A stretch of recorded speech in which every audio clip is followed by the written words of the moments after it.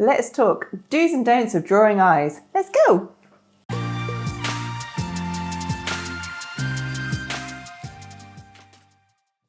So what I'm doing here is two drawings. On the left, I'm going to be drawing my don't eye, which is full of common mistakes. On the right, I'll be drawing my do eye, which shows you these mistakes corrected. Fingers crossed the right side looks the best at the end. All right. The first thing I'm going to do for both the do and the don't drawings is sketch out my proportions. Before I talk about the actual proportions though, I'm going to show you the difference in marks I'm making.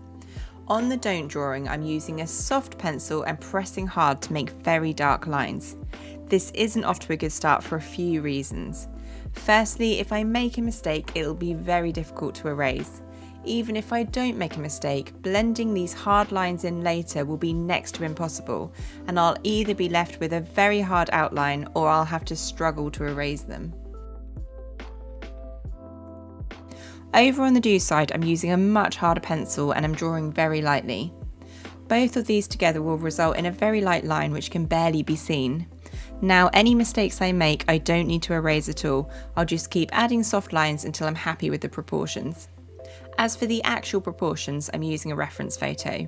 In the don't drawing, I'm going to look at the photo once at the beginning and then I'm not going to look at it again for the rest of the sketch. This is going to mean I'm going to make assumptions about the size and shape. The sketch is going to look nothing like the photo. I'm also going to rush it, not take the time to make it accurate, and put as few lines down on the paper as I can. On the do, I'm going to constantly look at the photo, looking at the angles and how big one section is next to another. Back to the don't drawing, as I'm not looking at the photo, one of the things I'm going to do wrong is where I'm going to put the iris. I'm going to put it right in the middle of the eye so the top perfectly meets the top and the bottom perfectly meets the bottom. I'm also drawing the iris after I've already drawn the overall shape, so it's going to sit quite small. The iris actually sits a bit higher with the top covered by the eyelid. This particular eye I'm drawing here has the iris more to the right and I'm placing it much higher than on the don't drawing. I'm drawing the iris as the first shape on here and then using this as a shape and size guide for the rest of the placement. Once I've got the iris down, I can use it as a reference point for the shapes around it and can judge the size much easier by looking at them in relation to the size of the iris. For example, I can see that the right of the iris there is much less space than to the left. This has resulted in the iris looking much bigger in the eye, but it is accurate to the photo. Now another thing that I'm going to do, or not do, which I see people forgetting all the time, is forgetting about the tear ducts and the waterline. Both are actually quite big and very important for creating a realistic drawing. Later on, I'll show you what happens when you try and force them into the drawing. I'm just going to roughly sketch them out on my good drawing, still looking at the sizes in relation to what I already have on the paper. I'm going to sketch an eye crease in for both, although I do frequently see people forgetting to put this in as well. The eye crease on the don't eye is much lower down though, and I haven't left enough space for the lashes to be thick enough. Onto the whites of the eyes. I see people all the time assume that the whites of the eyes are completely white and therefore they don't do any shading at all. So I'm just going to leave the whites completely white on the don't picture. On the do picture, the whites are going to take some time. There's a fair bit of shading to do because the whites of the eyes aren't white. The eyeball is a sphere with shadows towards the edge. The only pure white areas I'm looking for are where the light hits and reflects off the surface. To begin with, I'm going to put a light covering of graphite down with the side of my pencil and blend it out gently with the tissue. Then I'm going to add to this further. I'm lightly increasing the shading towards the edge of the iris as well as the edge of the whites, and it's already starting to create a 3D look. As part of this, I'm filling in some of the tear ducts. As the white meets the edge of the eye and into the tear ducts, it gets quite dark. This so far has been done with an HB pencil, but now I'm going to add a bit more depth with the 6B. I'm further adding to the dark around the outside and keeping on blending, and most importantly, I'm drawing what I can see in the reference photo. Now I'm going to move on to drawing the iris in both drawings. The whole eyeball, including the iris, is slightly wet and therefore it's reflective. Because of this, you can see a lot of reflection and shapes in the eye as well as the pupil and the iris. A common mistake is to forget about that and draw it in really dark and sharp lines, especially around the edge. I'm also going to avoid any shading on the iris and keep it all as one tone. I'm not going to blend it at all, and as a result it's going to look scratchy. For my do picture, I'm going to build up the shapes I talked about and blend it out so it's smooth. By working bit by bit, I'm going to gradually build up the reflection. You can also see that around the edge of the iris, helped by the shading of the whites of the eyes, I'm creating quite a soft edge. As I go on here, I'm not going to be afraid of getting quite dark with my values if that's what I can see in the picture. If an area gets too dark from blending, I'm going to use a putty eraser to bring them back to white. I'm also not afraid on the do drawing to go back to an area if I think it could benefit from more shading. I'm not going to go back to anything on the don't picture.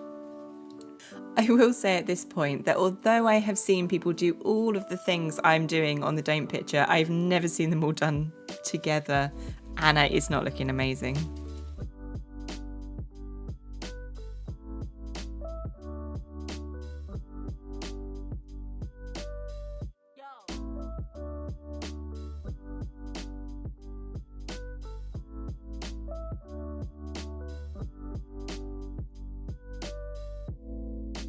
Now on to eyelashes. They can be the worst offenders for making an eye drawing look unrealistic. On both sides, I'm going to sketch in the shapes of the eyelashes a little bit darker and then shade the skin behind and then add to the eyelashes further. On the don't drawing, I'm going to draw the eyelashes in very hard and perfectly straight. On the do picture, I'm still going to sketch them in darker than I've previously been sketching, but still way lighter than on the don't side.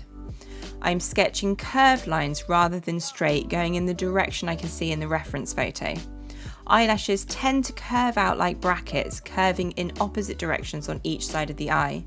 The imperfections add to the realism here, so I'm paying particular attention to where they clump together and cross over each other. Now I'm starting to build up the skin around the eyes as well as adding to the eyelashes. I'm going to draw the skin with just one tone all over and draw a sharp, harsh line for the eye crease. I'm not going to do any other shading whatsoever. As I get to the bottom of the eye, I'm also not going to add in any creases or bags. The lashes I'm putting at the bottom are right up against the eye, as earlier I forgot to draw in the waterline. It's at this point that I'm going to try and add in the tear ducts without planning ahead. Now I'm going to go back over the eyelashes again with the same pressure all over so they're dark from the root to the tip.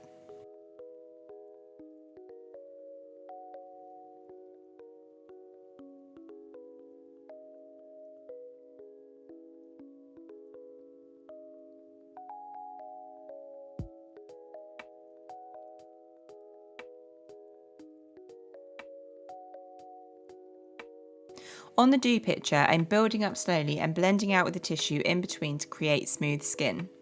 The crease of the eye is very dark, but it isn't a sharp line and it graduates out at the edges. I prefer to draw the skin and eyelashes together and then sharpen up the eyelashes once I'm happy with the skin.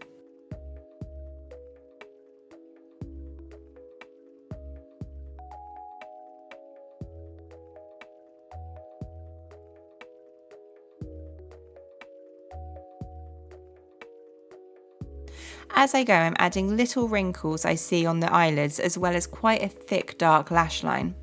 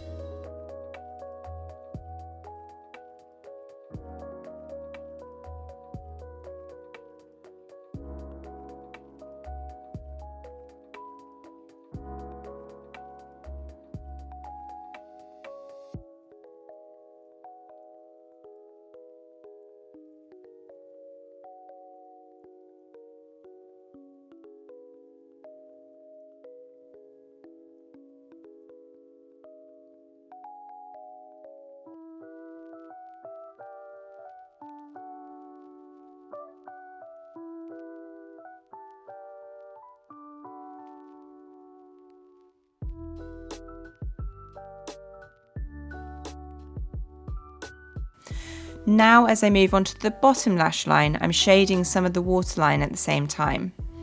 Although the waterline is quite light, it does still have a small amount of shading in it.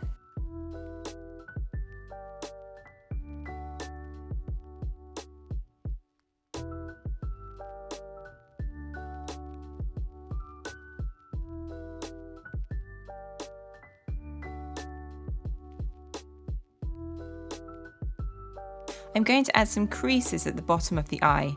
Everyone has creases on the bottom of their eyes, and it would look odd if they weren't drawn in.